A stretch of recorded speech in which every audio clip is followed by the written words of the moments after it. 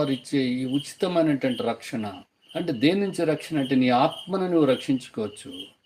మరణంలోనికి వెళ్ళకుండా నిత్యజీవంలోనికి వెళ్ళటానికి నీ ఆత్మను నీవు రక్షించుకోవచ్చు.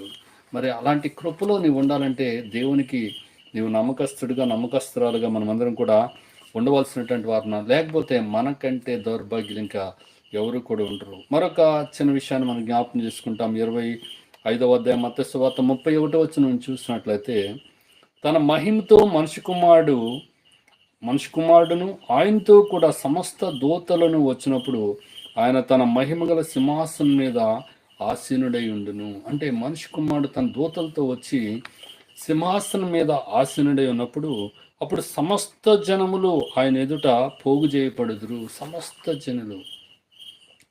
మరి కొరింథీయులకు రాసినటువంటి 2వ పత్రిక 5వ అధ్యాయము 10వ వచనాన్ని మనము